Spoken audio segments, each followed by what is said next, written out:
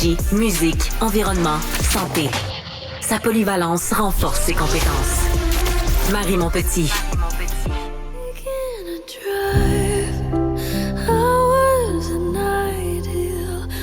So alive. Turns out I'm not real, just something you paid for. Yeah. Hey, I remember syrup sandwiches and crime allowances. Finesse a nigga with some counterfeits. But all talking.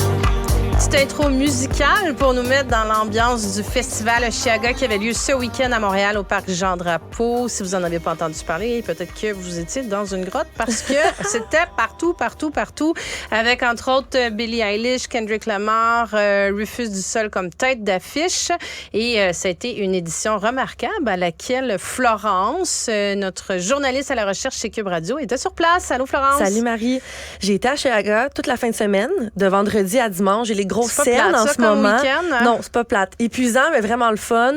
Je suis présente aujourd'hui pour vous parler de l'édition 2023, même je suis très cernée. Ça a valu la peine. J'ai fait beaucoup de festivals dans ma vie, mais j'étais jamais allée à Osheaga. C'était vraiment une toute nouvelle expérience pour moi. J'avais vraiment hâte d'aller découvrir ça parce que chaque année, on en parle. On dit que c'est un peu notre Coachella à nous ici. Coachella, qui est un gros festival de musique à Palm Springs, le plus gros des États-Unis. On compare souvent à ça. Donc, j'avais... À tes souhaits, Marie? Donc, j'avais bien hâte de découvrir ça. Et Marie, il y avait du monde en titi dans le parc Jean-Drapeau en fin de semaine. Je confirme qu'on peut officiellement dire que c'est le retour des festivals post-pandémiques. Osheaga, qui avait ça pas... fait du bien, ça. Vraiment, pour tous les commerçants d'ici, les hôteliers. Il y avait tellement de gens et Osheaga n'avait pas annoncé avoir vendu tous ses billets pour les journées de samedi et dimanche depuis 2016. Donc, quand même, ça faisait vraiment plusieurs années que ça n'avait pas été aussi rempli. Ben, il y a la pandémie, puis je pense qu'il y a peut-être aussi, tu sauras me dire, Florence, mais tu sais, je pense que tu sais, Osheaga, quand ça a commencé, c'est un festival qui était quand même relativement abordable, là. C'était même, tu sais, c'était un peu groupe émergent, non, c'est abordable, puis les prix ont augmenté tellement vite que je crois que peut-être ça aussi, ça a peut-être été un frein psychologique et financier. Ils mettent encore des artistes émergents un peu plus en début de journée, mais justement, les têtes d'affiche, je le dis en intro, Billie Eilish, Kendrick Lamar, si on compare à, par exemple, récemment, il y a eu 50 Cent qui est venu à Montréal, les prix juste pour aller voir un rappeur qui vient des États-Unis, ça se vend cher, là. Donc, les gens là, se pitchent, si je peux dire ça comme ça, sur les billets quand on voit 3 têtes d'affiche comme ça qu'on peut voir dans la même fin de semaine. Et il y avait beaucoup de gens. Et c'est une année record cette année avec 155 000 festivaliers qui sont venus, qui se sont déplacés d'un peu partout au Canada. Il y en a qui viennent d'ailleurs pour venir voir plus d'une centaine de groupes d'artistes, de DJ venir performer. Et c'est leur plus grosse année depuis le début d'Osheaga qui a quand même débuté il y a 16 ans. Donc, ça fait plusieurs années. Et vraiment, tout était au rendez-vous, on dirait, pour rendre cette fin de semaine-là historique, dont Dame Nature qui a amené 3 jours de belles températures, ce qui est quand même assez rare au Québec. Vendredi, on annonçait des orages. Finalement, ça a été le gros soleil samedi et dimanche aussi. Et je dois t'avouer, Marie, par contre, que quand je suis arrivée le vendredi, je suis arrivée sur le site vers 16h, j'ai eu un peu peur. Pourquoi? Parce qu'on dirait que j'ai vraiment compris comment Osheaga, c'était une classe à côté des autres en termes du public qui va là. Il y a 6 scènes différentes et à chaque fois que tu te promènes de spectacle en spectacle, on dirait que c'est un nouveau public, des nouveaux types de gens qui sont là. Je m'explique un peu. Quand je vais dans un festival, moi, c'est vraiment pour écouter le spectacle. Souvent, c'est des artistes que j'ai envie de voir depuis des mois, que j'attends. J'ai hâte d'aller écouter le spectacle. Et je sais pas si je suis mal tombée quand je suis arrivée au début, mais les 2 spectacles auxquels j'ai assisté, les gens parlaient entre eux, se racontaient leur semaine. Puis là, moi, j'étais comme, mais voyons, pourquoi vous vous racontez? Vous écoutez pas le spectacle? Les gens étaient retournés. Donc, c'est sûr que ça m'a quand même surprise.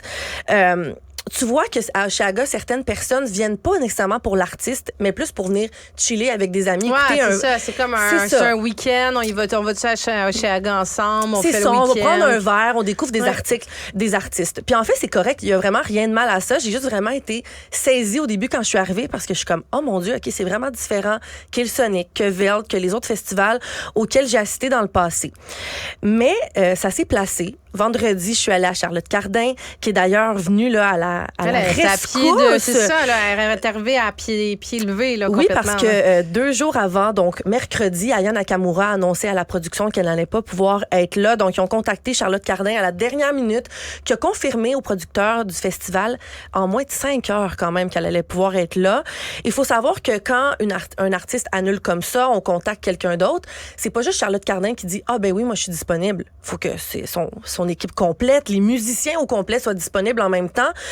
Donc, Charlotte a dit, on a appelé tout le monde. Finalement, tout le monde était disponible, mais c'était vraiment un coup de chance que tout le monde le soit. Et sa performance a vraiment été un de mes coups de cœur de la fin de semaine.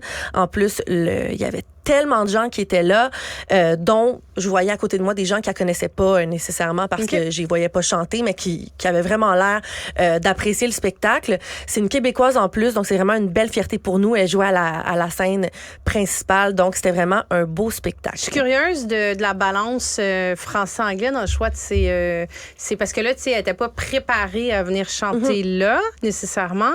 Donc là, je sais pas, est-ce qu'elle reprend un set qu'elle avait qu'elle a fait dans un autre festival ou, tu sais, j'imagine que tu montes pas une programmation spéciale pour ça à quelques jours d'avance, tu sais. Non, elle venait de faire une tournée au Québec, donc c'est certain qu'elle avait sorti des nouvelles chansons récemment, elle les a jouées, mais c'est sûr que ça ressemblait quand même à sa tournée qu'elle avait fait ici, mais tu voyais là, que c'est ça, elle a ajouté ses nouvelles chansons qu'elle venait de sortir il y a quelques semaines, comme la chanson de Jim Carrey, là, qui a fait beaucoup parler.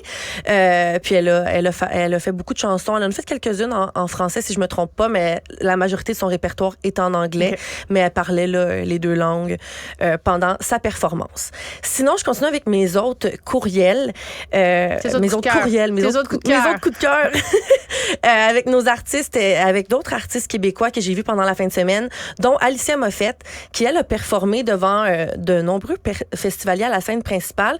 Il faut savoir qu'elle jouait à 2h40, ce qui est quand même assez tôt. C'est au tout début du festival. Donc moi, je me demandais, est-ce qu'il va y avoir beaucoup de gens? Ouais, tu sais, je me disais, c'est peut-être une plage horaire un peu ingrate, là. C'est vraiment tôt et je suis arrivée, c'était plein à craquer. Il y avait tellement de gens et j'ai eu la chance de jaser avec elle justement après sa performance et elle s'attendait pas du tout à ça. Vous allez voir, là, il y a eu un petit problème de micro, mais on entend quand même l'essentiel de ce qu'elle veut dire. J'avais vraiment beaucoup d'énergie, puis je pense que justement la crowd, je m'attendais pas à ce qu'il y ait autant de monde, sincèrement. Là. Vu que j'étais plus tôt dans la journée, moi j'étais juste contente d'être là. J'étais comme, le monde qui va être là, ils vont être là. Je me disais, il va peut-être avoir quelques personnes pour Billie Eilish, je viens de mais non, pour vrai, les gens avaient de l'énergie, ils chantaient mes tunes, étaient contents. J'ai vraiment eu beaucoup plus de fun. J'ai vraiment eu un 2 minutes plusieurs fois pendant mon set que je regardais le crowd, puis j'étais comme, voyons donc, oui. Ben, c'est quelqu'un qui, tu sais, c'est une performeuse, là, sur scène, là, elle donne un bon show, là, Alicia Moffett. Puis c'est quand même quelqu'un qui est hyper suivi dans les médias sociaux aussi. Elle a un fanbase qui est super important. Oui, puis surtout, il y a une vidéo qui s'est mise à circuler sur les réseaux sociaux que son chum a partagée où, vu qu'elle était une des premières artistes le samedi qui faisait une performance, elle a fait des genres de tests de son en mettant une de ses chansons super connues.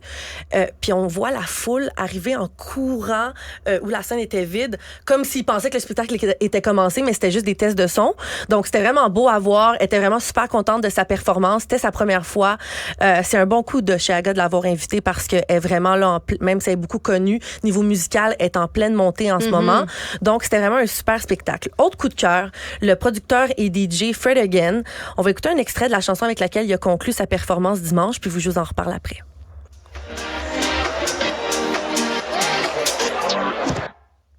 Pull me out of this.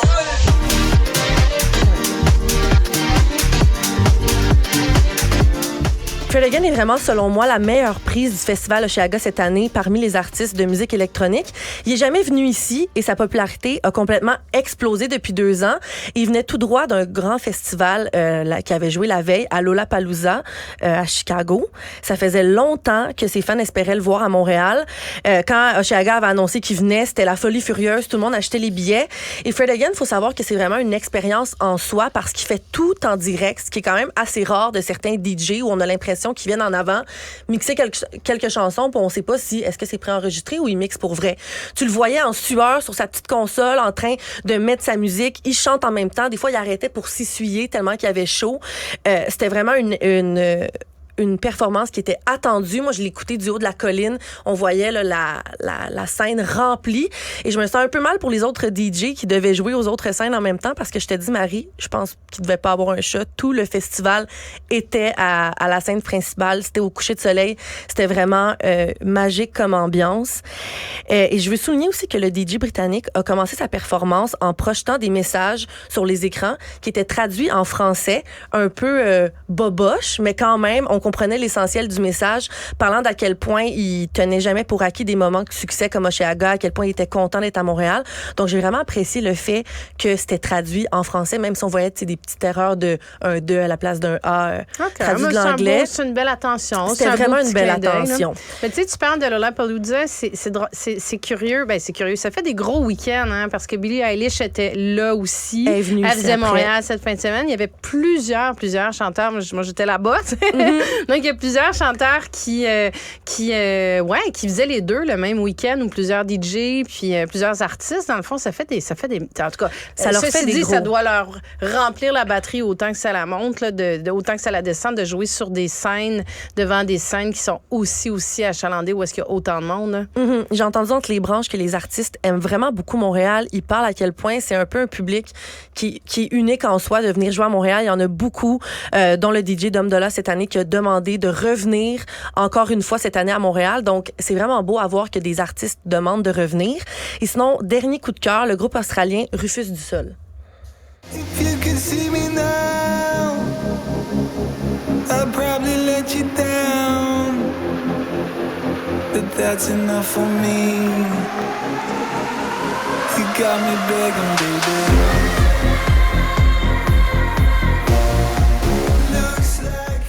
C'est vraiment un groupe... Ça danse en studio. Oui, c'est en arrière. Je vois que tu connais ça, Marie. Ah, j'adore, vraiment. Là. Donc, tu as assisté à son... Oui, ça, c'est le vendredi. C'est vraiment un groupe qui est extraordinaire en soi aussi. C'est un peu comme Fred Again. Eux sont 3, mais qui font tout en direct aussi. Un chante en même temps que joue de la guitare, l'autre fait de la batterie. Donc, c'est vraiment impressionnant à voir. Et moi, je les avais vus dans le passé, mais jamais d'aussi proche. Et ce que j'ai aimé, c'est un des premiers festivals qui fait ça, c'est que tu as un parterre, évidemment, à la scène principale et une section plus proche. Et moi, je suis allée me placer là d'avance pour Charlotte Cardin. Je suis restée là.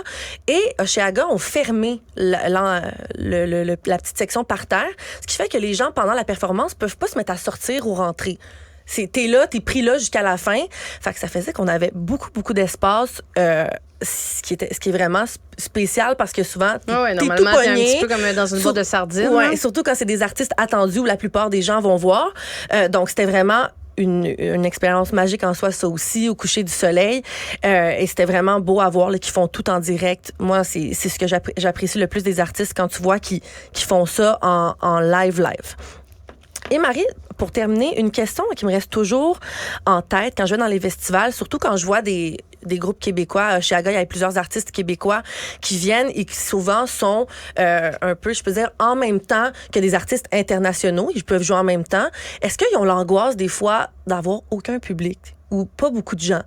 Et j'ai parlé avec le groupe Milk and Bones, 2 femmes qui sont ensemble depuis plus de 10 ans, qui font salle comble un peu partout au Québec. C'était leur 3e fois à Oshéaga et je leur ai posé la question. Ça s'est tellement bien passé. Ça, c'est notre 3e année à Oshéaga, 3e album aussi. Fait qu'on est vraiment chanceuse de se faire recevoir une 3e fois. Puis, en fait, j'ai toujours peur, vu que c'est un festival, de savoir il va y avoir des gens. Les gens vont venir voir notre spectacle, ce sont des gens de Montréal. Fait que je me dis peut-être qu'ils vont aller voir d'autres shows. Puis c'était plein, c'était packed, puis c'était vraiment incroyable. Les gens étaient vraiment dedans. Mais c'est vrai qu'il y a cette affaire-là où, comme, même si ça fait vraiment longtemps qu'on fait des shows, puis qu'il n'y a jamais personne à nos shows, il y a toujours des gens. On dirait que dans les festivals, à la maison, particulièrement, tu veux tellement que ça se passe bien, tu veux tellement tout ça parfait, puis il y a toujours cette anxiété-là de comme, moi, je suis comme, il y aura personne. Comme, mais non. C'est spécial, parce que ça fait 10 ans. Ouais, je pense que, tu sais, comme artiste, si tu gardes, tu sais, si tu continues d'avoir le trac, puis si tu continues d'avoir l'humilité de pas dire, hey, mon prochain album, c'est sûr qu'il va marcher, puis c'est sûr que les foules vont être là. Je trouve que c'est une très, très belle, je sais pas, c'est une belle humilité qu'elle démontre. Ça, c'est tout à leur avantage. En tout cas, je suis contente, Florence, de savoir que tu as passé un super week-end. Puis là, tu nous mets plein de pistes de choses à écouter. Donc, Florence Lamoureuse, journaliste à la recherche chez Cube Radio. Merci beaucoup. Merci, Marie. Marie Montpetit.